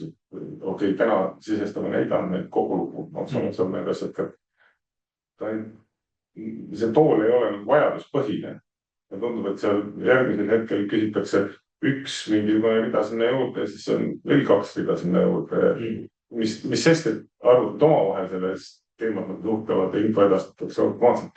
Ma ikkagi kõiki informatsiooni tahaks välja jagada, mis kaup on täpselt, millise tootekoodiga mingisugusest asjast välja läinud. Ja see data liigub selle kogu info tegelikult kaasas. Sest, et meil on seal kirjas, et me võtame siit ainult need 3 andmed. Aga ühel hetkel on vaja sealt 5 vaja, aga nendest eelmistest sai ka need kõik 5. Ja siit praegu kumama see tunne, et tegelikult ettevõtjad ikkagi kardavad, et sul mingisugused andmed võivad minna kuhugi edasi, kuhu nad ei peaks minema. Ja sellest kas või andmepõhise aruandluse andmete agregeerimise ja paketeerimise kontseptsioonist ei ole aru saada. Jah, ja see suurem mure on pigem see, et need on tagasiulatavad, on see info nagu välja jagatud. Isegi ühel hetkel öeldakse, et ma ei tea, koledat arhitektuuri näiteks ei tohi teha ja sinu maja tuvastatakse, et see on nüüd kole arhitektuuri. Kas sa oled vangi sellest? Ei lähe. Selle hetkel ta võis nagu hea. Kuna kõik arved elavad igavesti ja kõik info, mis selle arve peal on, elab ka igavesti, mis on ju nagu sinu postitused sotsiaalmeediat, mis ei kõrsunud. Täpselt nii, et sa saad seda valida, mida sa postitad, aga vaata arve peale sa kliendile sa kirjeldad see toote võib-olla väga detailselt ära, aga tegelikult on ta jupike sinu käive. Just. Aga samas ma ei teagi, kuidas ja kes peaks täpselt siis seda informatsiooni ettevõtjale õpetama või selgitama, sest tegelikult meie enda seeria ongi ju selle jaoks tehtud, et ettevõttel tekiks nagu usalduse kindlustunne, et see andmepõhine aruandlus ei võta neid salajasi andmeid ära, ta ei taha selline tootekoolid, ei taha selline omahinda, ta ei taha mingisuguseid andmeid, mida ei ole seaduses ette nähtud ja lubatud küsida. jah, see eeldakski seda, et need andmed, mis sealt ainult liiguvad, siis on kokku lepitud, mis need andmed on. Just see ei liigu mitte kogu paketiga. Siis liiguvad tegelikult kogu paketiga. Tegelikult just ongi nagu maksuameti poole pealt vaadates käibedeklaratsiooni juures need INF-osad sulle esitatud ostuarvestuses müügiga. Mis seal peal on? Seal on vastaskool, kuupäev, mis summa läheb maksustamisele ja põhimõtteliselt kõik teenus, mida sa seal osutasid selle summa eest, seda seal ei ole. Seal ei ole näha, mis hinnaga sa selle teenuse oled loonud, kas mingi kaupedad või just osteti teenediga. Ehk siis tegelikult maksuamet ei näe sisu, ta näeb ainult seda maksustatavat summa. Ja täna see nii on. Kui see andmepakett, mida maksuametile saadab nüüd andmepõhise aruandluse käigus siin majandustarkvara, kui see andmepakett kokku pannakse, siis koristatakse kogu see muu info sealt seest ära. Ja, aga see on selle koha peal, aga ma ei tea, kuhu ülejäänud on, mitte ei liikunud mitte raamatute juurest maksuametisse. See info, mis nüüd on kõik kokku korjatud hirmsa suure vidinaga ja siis sinna veel krüpteering peale pannud. See info selgib ikkagi igavesti. Ja kui selle järgi tekib nõudlus ja kaks arvut omavahel nagu suhtlevad, see ei tundu nagu. Kui tehniliselt mõelda, siis kus enamiku ettevõtjate raamatupidamine asub, see asub mingi majandustarkvara serveris põhiliselt. Vahest on võib-olla oma mingisugused isiklikus serverid või läpakas või mis iganes, aga see on ikkagi majandustarkvara rakenduse poolt andmebaasi paigutatud. Ja seal on kas nagu päris raamatupidamine või topeltraamatupidamine, mis iganes sa sinna pannud oled, seal on kõikide detailidega, mida sa iganes oled sisse söödud. Need on need andmed, millele tegelikult riik kammast ei igu. Seda ma saan nagu, et täna. Ehk siis tegelikkuses füüsiliselt ei anta ka ligipääsu mingile avaliku sektori asusele, mille nüüd nopi sealt need andmed välja, mis sind millegi pärast hakkasid huvitama aastal 2028 ja vaata minevikust ka, et kas siis juba olid need mingisugused andmed olemas. Sellist jama ma kindlasti ei näe, et avalik sektor hakkaks kunagi tegema. Vähemasti Eestis. Ma ei näe selle põhjust, miks ta peaks niimoodi tegema. Aga oht on olemas. Oht on olemas. Ühel juhul ju ohtu ei ole, teisel juhul kui oht on olemas, siis ei ole küsimus, kas ta realiseerub või ei realiseeru, või millal ta realiseerub. Kui selle koha peal meenutan e-maksuameti asutajat ja arendajat härra Lapõõnid, kes ütles, et tulevikus võiks ka olla üks raamatamisprogramm. See on maksuameti keskregister. Siis ei ole mingit muret, et andmeid tuleb kuidagi varjata või mida iganes, need ongi ühest kohast, kõik on nähtav. Selge see, et sihukest asja ei tule. 1984 ei kordu, võib-olla ta üsna julgelt. Aga see mure, et omad on andmeid üldse. Just, et see andmeteni on omaniku küsimus. Sest täna puht füüsiliselt näiteks minu raamatupidamise andmed asuvad Microsoftile kuuluvad serveripargis tänu sellele, et minu majandustarkvara rakenduse arendaja leidnud, et see on kõige turvalisem koht, kuhu nad panna. Mis tähendab, et ma ise ei saa kuidagi nagu suunata seda, et ma tahaksin, et nad oleksid iPadis näiteks. Siis ma peaksin hakkama seda koopiat tegema endale mingil moel, sama jutt nagu Skora koopiast, kus asuvad Skora andmed, samamoodi mingi Amazoni serveri pargis, mis võib-olla on Rootsis, võib-olla on Iirimaal. Õnneks on ta ilmselt dubleeritud, aga tegelikult on see, et kui mul teda läheb teistes oludes vaja. Ehk siis kui elekter ära läheb.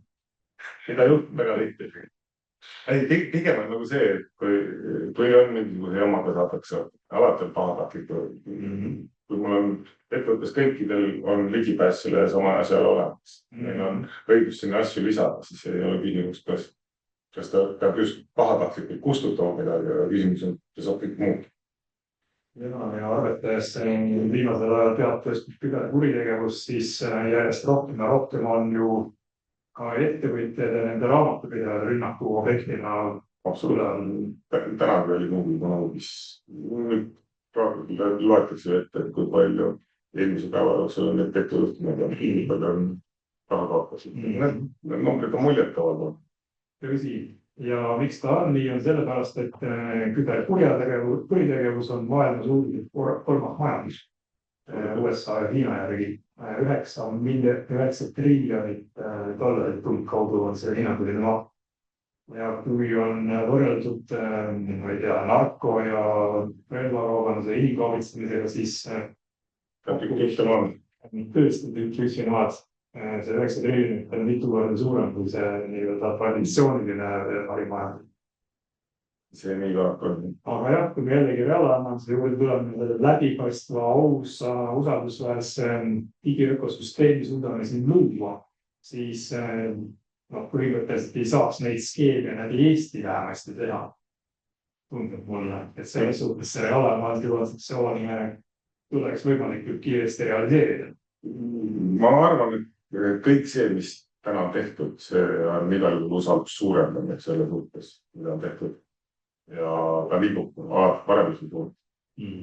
Ja ta areneb järjest paremaks edasi ja natukene kiiremaks ja natuke täpsemaks ja natuke ilusamaks ja natuke kasutajamugavamaks. Et see tulevik paistab olevat üsna helge, kui me saaksime kontrollida ja aru, mis selle asja sees nagu tegelikult kontrollib. Aga tegelikult me vist ammu enam ei saa aru, kuidas täpselt need asjad käivad. Ja see teade, mis tuli meile siin eile, et Cloudflare ei tööta, ma ei saa teelik lugeda. Paljude jaoks oli sõna Cloudflare väga üllatuslik. Miks Delfi ja Cloudflare omavahel sealt? Või see chat-GPT või X või mida iganes nad seal maha ladid. Aga vahepeal huvi pärast vaatame, kas on mingisuguseid küsimusi chati ekraanile ilmunud. Inimesed aeg-ajalt tahavad küsida midagi. Ja tüüpiline Eesti seminar, webinar küsijaid ei ole. Küsimused teevad pärast. Küsimused tekivad hiljem elu ja töö käigust, kui öeldakse. Aga jah, ma arvan, et me oleme siin enamuse sellised muutuse juhtimisega seonduvaid teemasid läbi käinud.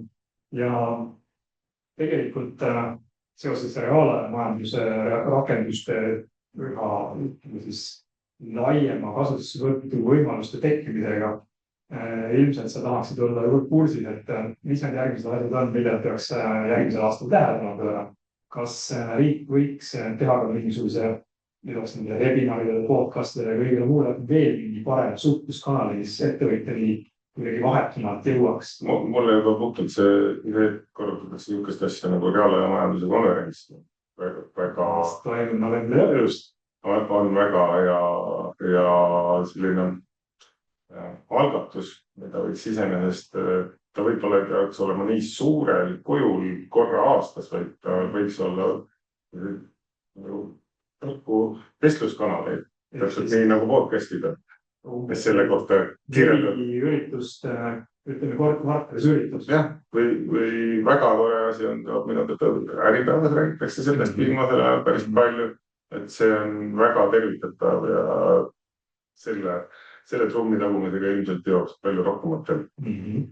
Ja see sama ettevõtja digivärab, see võiks ju ka kuidagi paremini avaneda ettevõtja poole ja sealt pakkuda just kontekstist nähtuvalt. Ja, mulle tundub, et see digivärava pool on pigem see, kus minnakse siis, kui see probleem on. Et sa lähed sinna lahendust otsima või mingisugust asja, et tegelikult ta võiks olla kuidagi nagu suunatud sellele, et ta tekitaks nagu huvi. Ja võib-olla ka see ülekande viis, kuidas info sinuni peaks jõudnud, peaks olema sinu igapäevastest töörakendustest. Näiteks raamatupideajate puhul sinu raamatumisprogramm, mida sa kasutad, sinna sisse võiks lisada ka seda infot selle kohta, et tulin näiteks käibemaksudeklaritega kõik korra. Et siis, kui ma tahan, login sisse sinna või tänne e-teenustesse, selleks aru saada, et kas deklariga oli kõik korras, see info võiks automaatselt tulla mulle minu väike ilus teavitus küll, et iseenesest on see maksuvatesse sisse logides sa näed, kes sul on kõik asjad rohelises olnud viimane aasta on juba iseenesest päris tore edasi minek intuitsiooni mõttes, et sa vaatad, et kuule, kõik meil on vist hästi. Aga Maksuamet on ise välja öelnud, et see 100 000 tundi, mida inimesed saavad olles kulutavad, et see võiks ära jääda.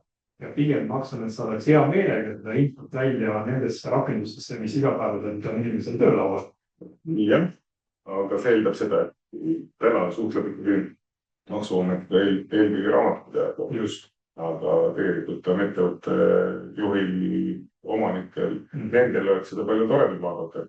Ettevõttega on kõik hästi või ettevõttega ei ole päris. Skooraböönud see, kus juhina võiks saada seda infot, mis täna tuleb minema õppima näiteks digiväärast. Et siin nagu need mõtted ka, et praktilised reaalajal on see arendajate poole peal, et seda infot peaks viima sinna, kus on kasutaja. Ja kui kasutaja, oletame, et aktiivne juht ei käi kuskil desktopis mingit rakendust taas, aga ta mollaga ja suhtleb kogu aeg. Järelikult mingi suhtluskanal, mida ta kasutab, ka sinna saaks panna tänapäeval AI agendid ja kõik muud. Pidanud põnevaid dashboard'e oma üles ehitada ja sa markeeridki need asjad ära, mis sind hoitavad, et see ei pea sul isegi olema et sul on ainult oma ettevõtte kohta, vaid see on 10 erineva põneva asja kohta, sul on tervisega on hästi, spordiga on hästi, tööga on hästi, firmaga on ka hästi. Riigis on infovabadus suurenenud. Väga hea. Suuresti üliõpilased siin õppetöö käigus pakkusid välja sellise idee, et kui sa oled ettevõtja ja sul on näiteks 3, 4, 5 OÜ-d, millest me rääkisime, paljudel on, siis noppida sealt operatiivselt kokku, et mis sellest eest 3 ettevõttest toimub ja või teha kompil. Ja siis see ettevõtjana näeb oma dashboardi või sellist armatuurlauda, et mul on väga hästi siin tegevusvallas, seal tegevusvallas, kus iganes meil need ettevõtted toimetavad. Et midagi sellist. Ja see võiks olla reaalajas, siis ta ongi reaalaja majanduse poole. Sellepärast, et see info on tegelikult tuleb. Nii.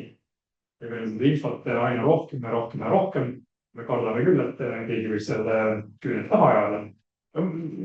See, mis minu mure ei ole mitte see, et seda infot on palju. Ma tahaks, et see info oleks üldista. Ta ei pea andma nagu kõikidele huvitatud isikutele lõpuni nagu teadmist välja, vaid see on piisab sellest, et see on punane roheline. Just. Ja eelkõige maksuameti poolt roheline, siis oleks mõnus magama minna. Aga kuna meil siin küsimusi pole rohkem esinenud, siis me oleme põhimõtteliselt enamuse teemasid üle käinud ja ma arvan, et lõpetuseks võib-olla mõned mõtted just ettevõtjate poole pealt, et mis täna on sinu arvates kõige tähtsam asi, mida reaalaja majanduse kontseptsiooni ellu viies riik peaks tegema ettevõtja vaates?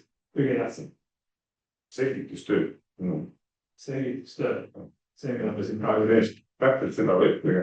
Selle jaoks, et kõik hakkaks samamoodi aru saama. Selle jaoks, et meil oleks vähem skeptikuid, selle jaoks, et meil oleks rohkem teadmisi, selle jaoks, et meil oleks rohkem julgust. Ja usaldust. Usaldus tuleb nagu kõigiga pool. Usalduse kasvatamine, keeruline töö, et ta saab pikku tõmmata ühe kord. Aga tõmbamegi otsad kokku, meil olid stuudios Johan Kort ja Margus Tammera Talteki poole pealt ning järgmises webinarist räägime juba natukene teistel teemadel, aga jätkuvalt reaalaja majanduse lainel.